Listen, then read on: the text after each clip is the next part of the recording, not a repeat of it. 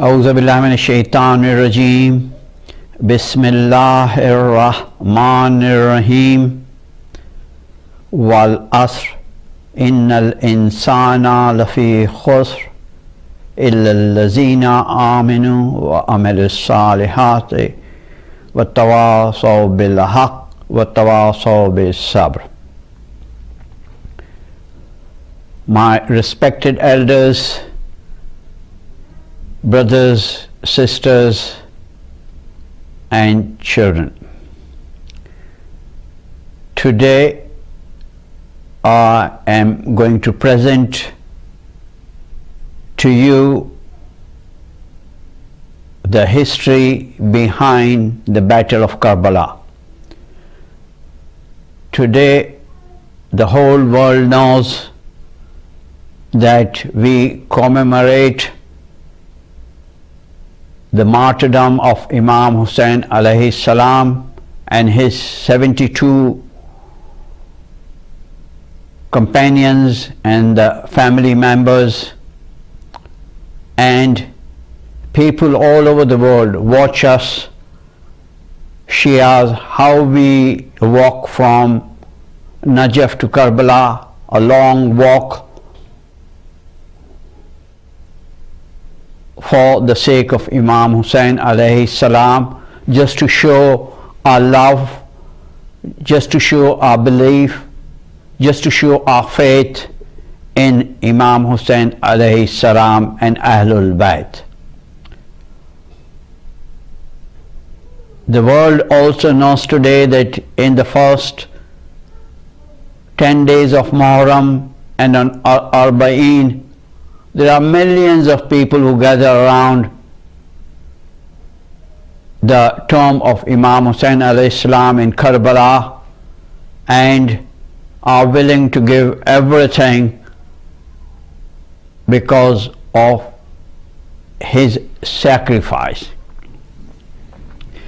Therefore, it is important for us to know what led to the sacrifice, what led to the martyrdom of Imam Hussain alayhi salam and his companions, including the members of his family.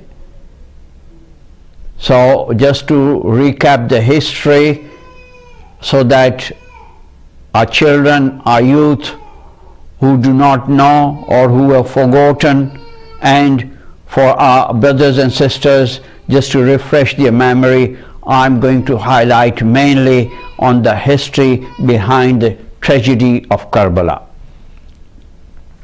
The evil deeds which led to the tragedy of Karbala were planted years before Muawiyah. He ruled over Muslims for about 20 years. Muawiyah was the son of Abu Sufyan and Hinda, who both were arch enemies of the Holy Prophet. Muawiyah and his father became Muslims when they were left with no alternative but to accept Islam. Soon after the death of our first Imam, Imam Ali alayhi salam, Muawiyah used methods of bribery and treachery and succeeded in becoming the Khalifa. Muawiyah used Islam for his power and glory. He broke all the laws of Islam. He made up hadiths to favor him and his policies. Muawiyah hated Imam Ali alayhi salam and his family. Under his rule, Shias were put to death or thrown into prison just because they were followers of Imam Ali alayhi salam and his family. Muawiyah died in the year 60 AH, approximately about 20 years of reign. Before his death, Muawiyah appointed Yazid, his son, as the next Khalifa. Yazid was even worse than his father. He was an evil ruler and openly mocked Islam. He was often drunk and sang songs which made jokes of Salat, the Holy Prophet and his family. Now what was the difference between Muawiyah and Yazid? Muawiyah on the one hand used Islam for his personal glory, but Yazid was determined to destroy Islam by doing everything which Islam prohibited. Yazid asked his governor in Medina to ask Imam Hussein alayhi salam to accept him as the Khalifa of Islam. Imam Hussein alayhi salam could not even consider accepting such an evil man as Khalifa. Imam Hussein said, somebody like me will accept somebody like you. There is no way. It's not a possibility at all. Because accepting bay'ah or doing a bay'ah with Yazid would have meant a definite end to Islam. It was Imam Hussein's duty to defend and save Islam. Imam refused to accept Yazid as Khalifa of Islam. Yazid was very angry and planned to have the Imam killed in Medina. After consultation with his family and companions, Imam decided to leave Medina and move to the holy city of Mecca because he did not want to put his friends and associates in the danger of being killed. He did not want a bloodshed in the holy city of Medina. Secondly, if there was a war in Medina, Yazid would have been defeated. For example, history would have looked upon the battle between Imam Hussein alayhi salam and Yazid in Medina, between Yazid and Imam Hussein, as a battle solely for Khilafah. Even if Yazid was killed, had a battle taken place in Medina, the injustice, the oppression and un-Islamic way of life which Muawiyah and Yazid promoted would not die, would not finish.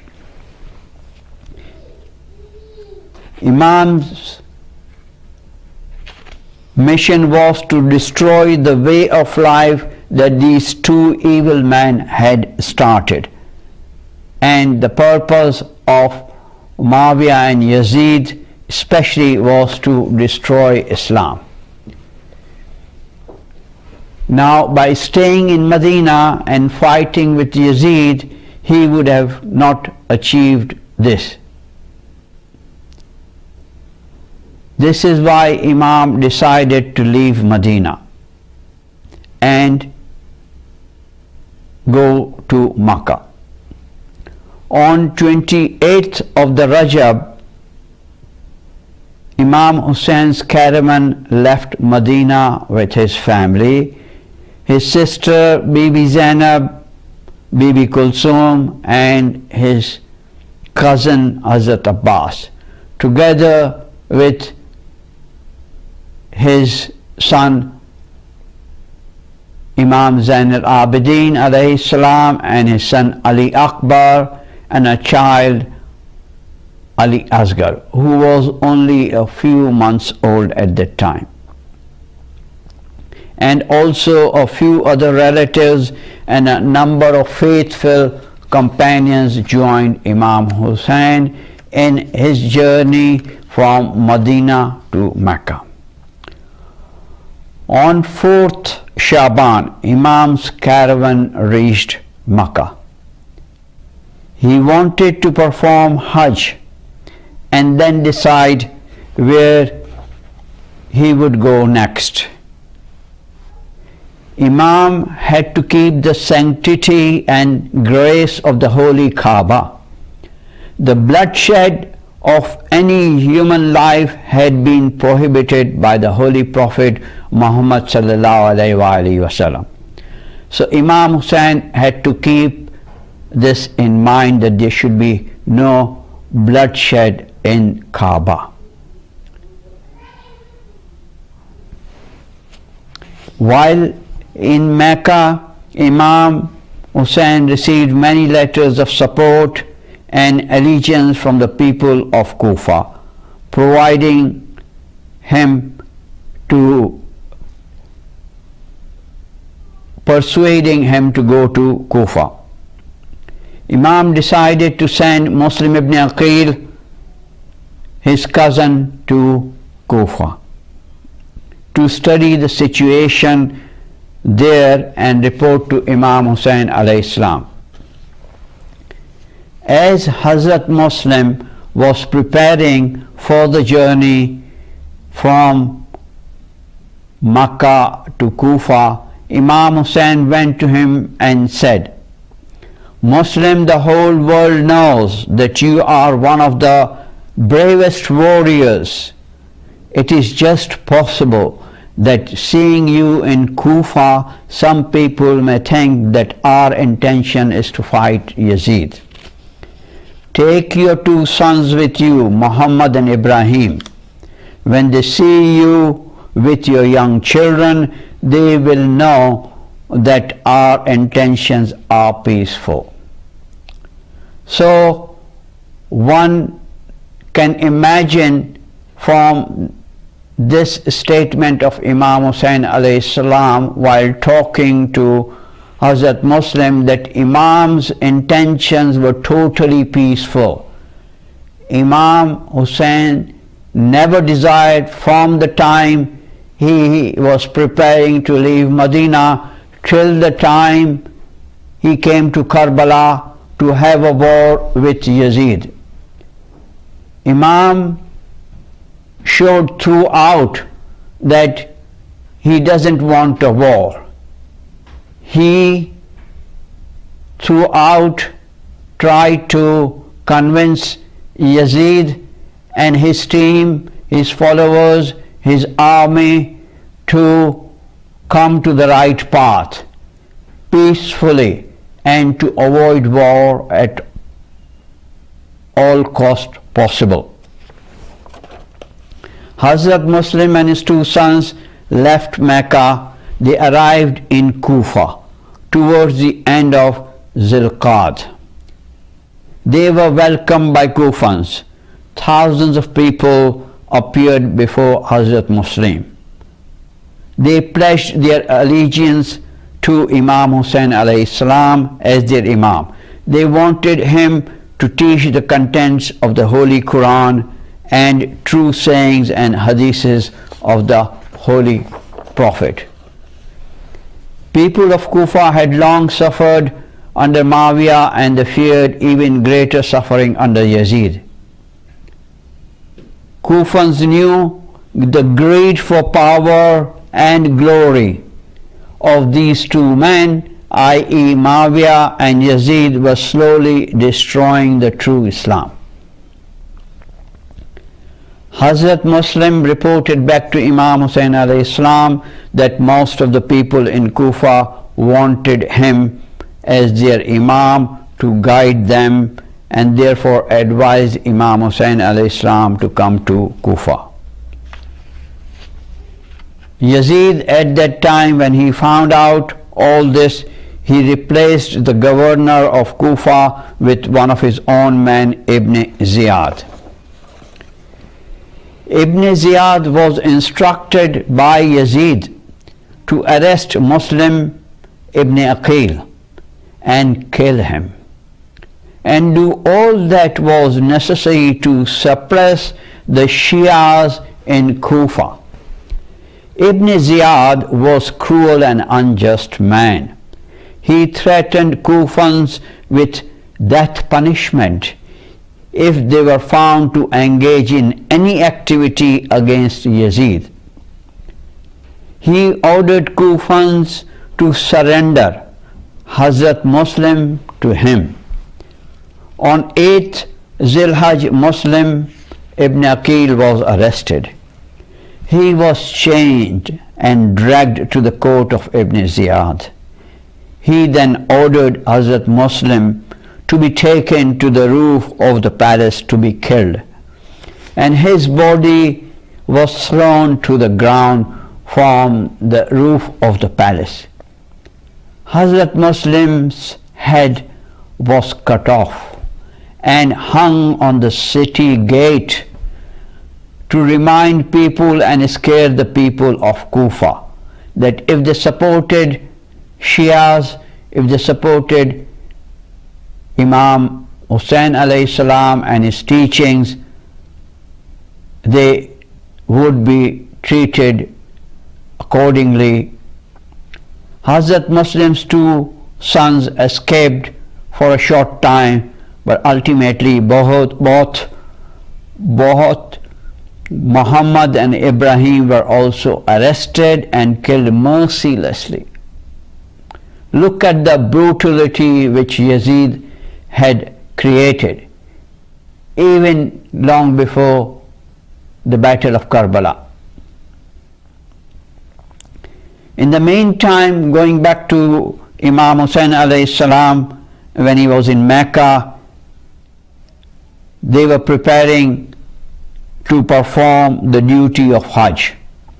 When his friends in Mecca informed Imam Hussain that Yazid's men were planning to have him and his followers murdered during Hajj, Imam Hussain did not wish that house of Allah to be turned into a battlefield. Therefore, he decided to leave Mecca without performing Hajj. He did Umrah, and on 8th Zilhaj, the very day on which Hazrat Muslim was murdered in Kufa, on the same day, Imam Hussein's caravan with his followers, his family members, his companions left Mecca to go towards Kufa. The journey was made on camels and horses. The weather was extremely hot. The Imam, his children, ladies and friends, they suffered great hardship during the journey from Mecca towards Kufa. When he during the journey found out that Muslim ibn Aqil was martyred,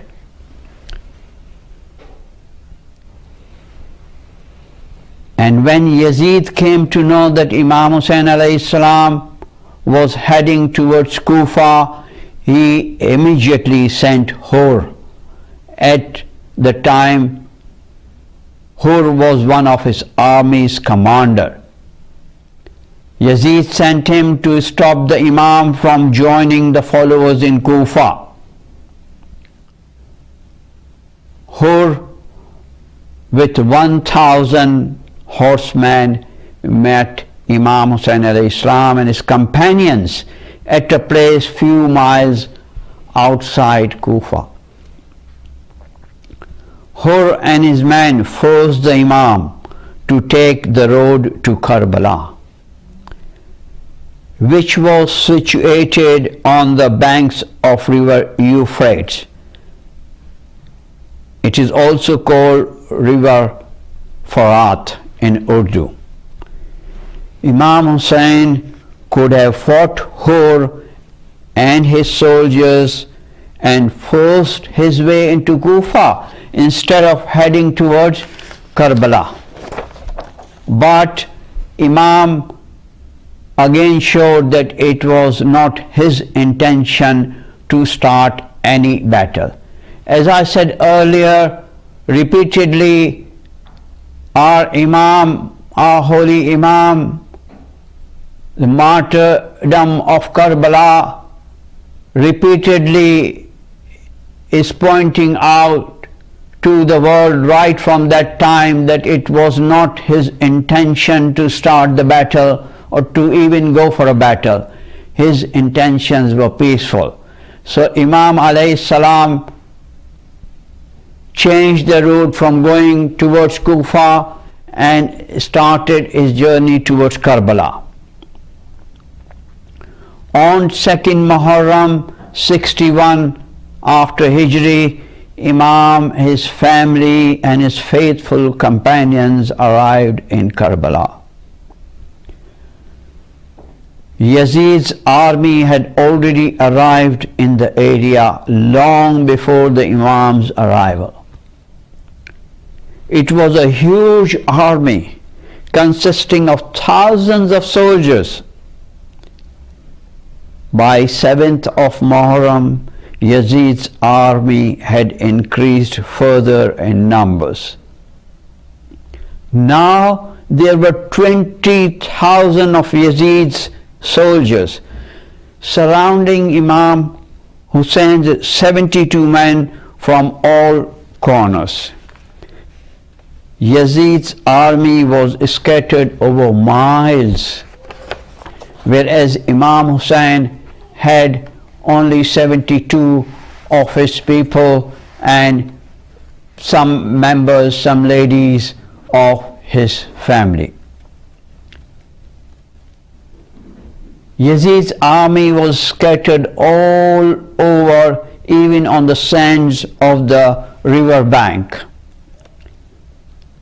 On 7th Muharram, Yazid's soldiers were told to guard the bank of the river Furat so that Imam Hussein alayhi salam, his family and companions could not take any water from the river.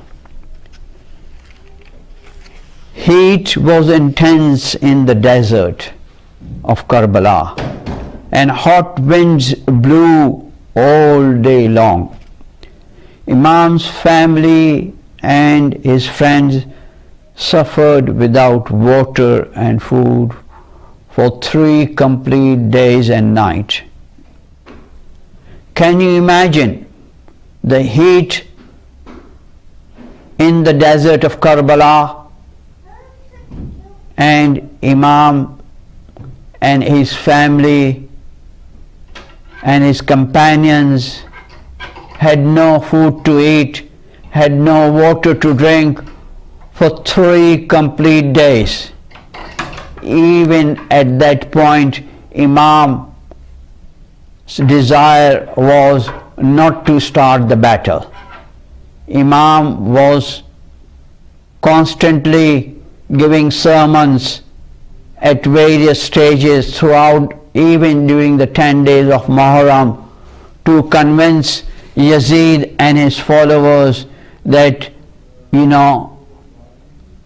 stop following Yazid and his un-Islamic ways of life, and to follow him, Imam being the grandson of Prophet Muhammad sallallahu alaihi wasallam, and not to engage in war.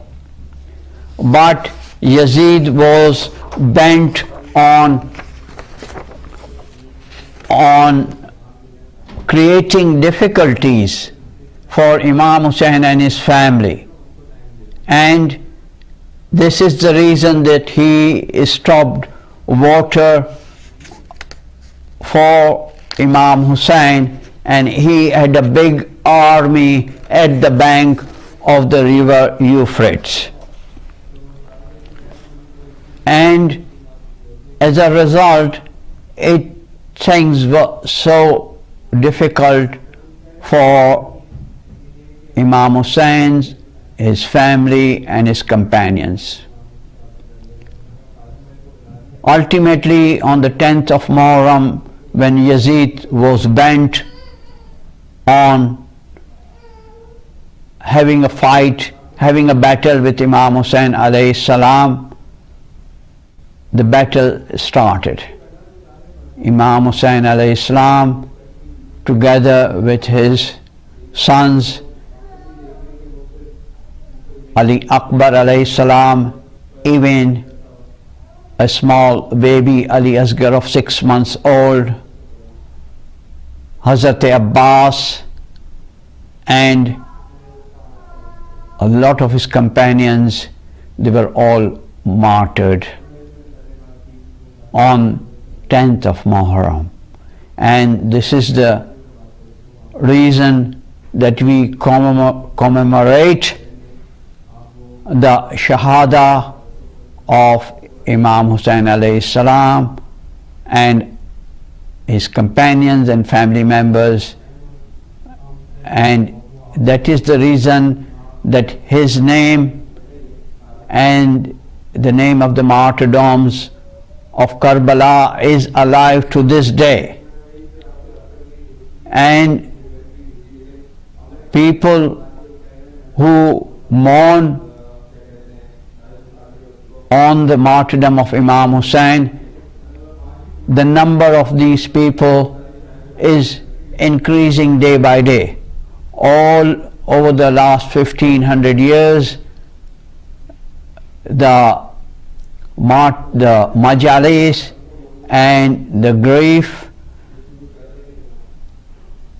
for the sake of Imam Hussain has been going on, and in fact during the recent years, in the last 30-40 years, and more so in the recent years, this act of showing faith in Imam Hussain alayhi salam and commemorating the martyrdom of Imam, thousands and millions of people go to Karbala on the day of Ashura, during Muharram, and especially on Arba'een, to show to the people how much we love Imam Hussain and how much we support what Imam Hussain stood for. So this was a brief history of why the battle of Karbala was carried out by Imam Hussain alayhi salam. And we should take a lesson from this, that we do our majalis in Muharram, we beat our chest, and we do all other things, Noakhani, Marsiyas, to keep this event alive to this day. But at the same time, it is also important to follow what Imam Hussain stood for. It is also important to observe that Imam Hussein's first intention was to sort out the matters with Yazid in a peaceful manner. Imam Hussain, in spite of so many difficulties, never started a war on his own. Even when the water was shut from the river Euphrates, river Farhat, as they say in Urdu, even then the war was not started by Imam Hussain or his followers. The war was started by Yazid and his army. So, coming back to what Imam Hussain stood for and what principles he had and how he wanted to save Islam from the clutches of Yazid and Muawiyah, it is important that we follow Imam Hussain in its entirety, in full. There is a hadith which says that the zikr of Imam Hussain alayhi salam is so important and is of immense benefit. Even if two people are gathered to recite the masaib of Imam Hussain, an angel appears as a third person and does istighfar on behalf of the two persons. The tragedy of Karbala is the greatest tragedy in the history of mankind, whereby the grandson of Prophet Muhammad sallallahu alaihi wasallam is martyred in Karbala along with 72 of his followers. This was done by Imam Hussain alayhi salam to save Islam and to show to Muslims that Islam true principles should be observed and practiced in all circumstances. Islam means total submission to the will of Allah, as Imam Hussain did, even gave up his life and the life of his children, his family and his followers for the sake of Islam. Therefore, it is our duty to follow Islam in the real sense and to follow what Imam Hussain stood for. What does this mean? This means that apart from doing azadari of Imam Hussain and beating our chest, and apart from marsiyas, know-hows, we should follow Islam even after Muharram in the true sense and in a practical way.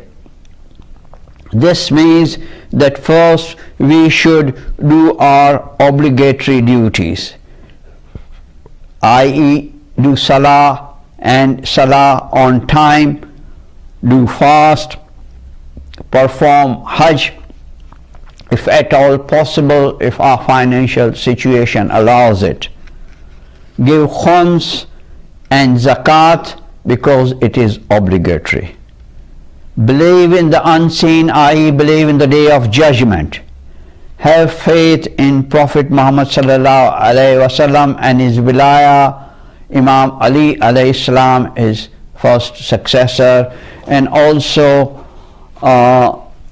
faith in the other 11 Ayyams together with Imam Ali. Faith in the Imam of our time, Imam Mahdi al-Jalallahu Ta'ala Sharif. After our obligatory duties, we must ensure that in practical life our acts and our conduct is in accordance with the teachings of Islam and in accordance with what Imam Hussain alayhi salam stood for and what he taught us, i.e. to abandon all the things which Islam prohibits. Of course, there is a long list and this cannot be completed in a few minutes. In every walk of life, it is our duty to obey the teachings of Ahlul Bayt and to read Quran and to understand Quran by doing tadabbur, by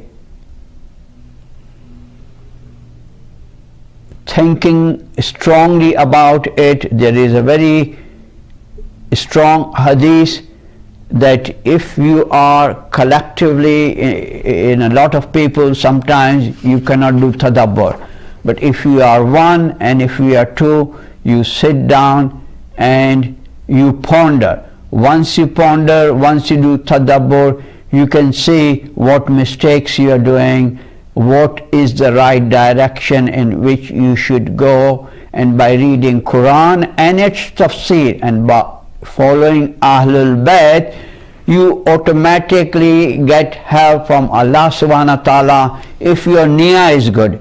If your niyyah is to observe Islam and to submit yourself to the will of Allah and to please Allah, believe me, you will follow the right path.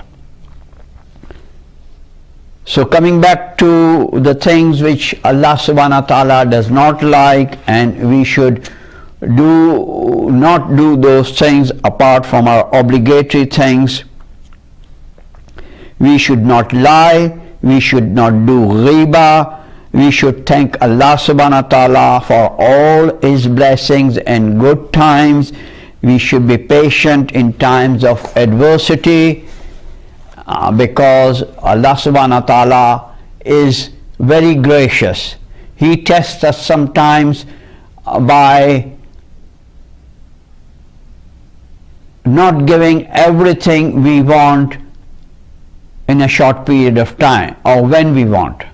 So it's important to remember that it's not only good to thank Allah subhanahu wa ta'ala in good times, but even in adversity we should be patient and thank Allah for His blessings. Like Imam Hussain alayhi salam did. Look at the sacrifice which Imam had to give. I've just described the way, all the way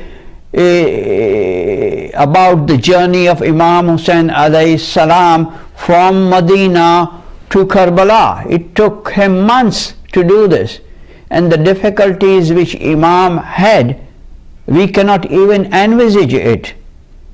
We have no idea as to the circumstances which were prevalent at that time. We have a beautiful life here, we have all the luxuries of life. We have, if it's cold, we have heating system. If it's too hot, we have air conditioning. We have cars. We have everything Allah subhanahu wa ta'ala has given us.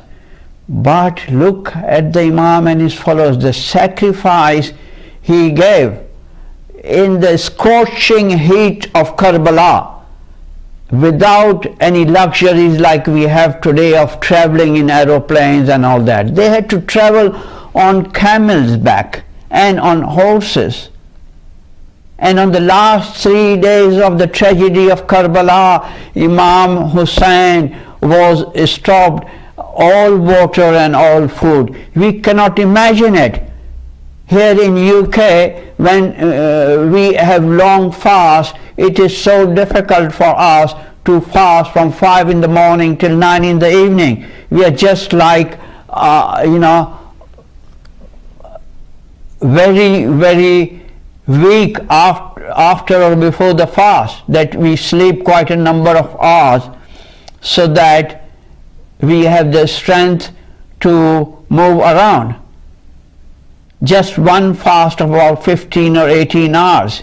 Now can you imagine in that scorching heat to remain 3 days without food and without water, and then defend yourself against Yazid's army, which was 20,000 men, soldiers, against less than 100 people in Imam Hussein's camp, of which 72 were martyred.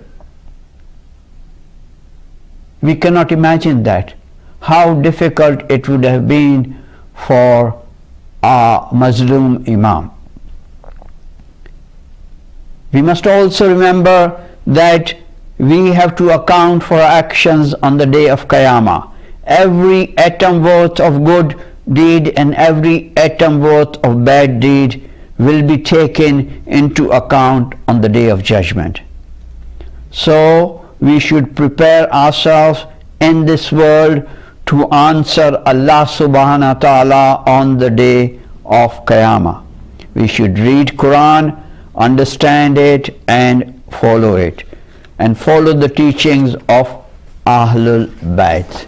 We are blessed that Allah subhanahu wa ta'ala has given us this wonderful book, the Holy Quran, and we are blessed that we are the followers of Ahlul Bayt, and all our Aimmas have left fantastic teachings for us. We should take time out to read and study and understand Nahj al-Balagha, Sahifa Sajjadiyah, and the lives of other Aimmas, so that we understand that how they led their life. Even the lives of our Aimmas weren't easy.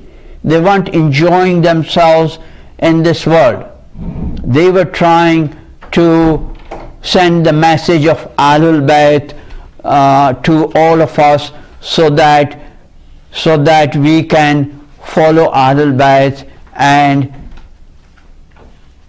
not treat this world as a place of enjoyment and to satisfy only our needs. We should try and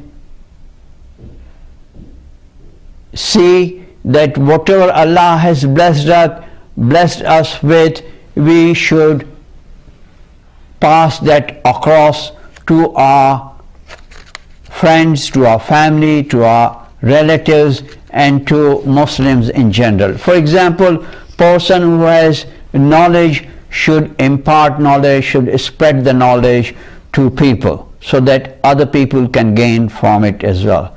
Persons who recites Quran very well, who is a teacher of Quran, should teach Quran to other people who do not recite Quran correctly. Person who has excess money from halal risk should try and help others, the needy, the poor, the widows, the orphans, his relatives, so on and so forth. Excess wealth does not mean that you should use it for your enjoyment only. After your needs are met, it is imperative on you to use this wealth for good deeds. And if you do that, this will help you towards the world to come. You need to help other people who need it, other people who haven't got food to eat or a place to live, or haven't got food for the children, or haven't got money to send the children to the schools, who are suffering. There are millions of people who are suffering in the third world countries, India, Pakistan, Iraq, Africa. We should consider that these Muslims are our brothers and sisters, and it is our duty to help them after our needs are fulfilled. This would also be a sadaqah-e-jariyah. So with this, I will end my lecture with the dua that Allah subhanahu wa ta'ala guides us to follow the footsteps of Imam Hussain alayhi salam and his sacrifice which he gave in the battle of Karbala, together with his family and followers. What he stood for, we should follow that as well.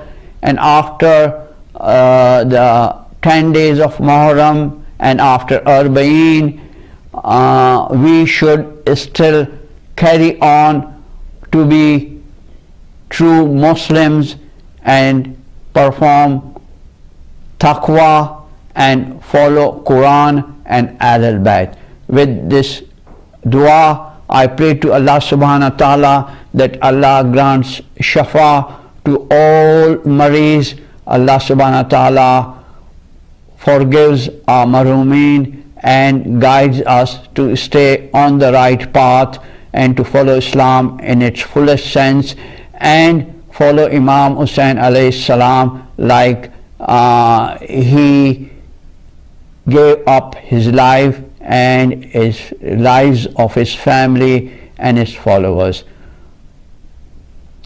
Assalamu alaikum wa rahmatullahi wa barakatuh.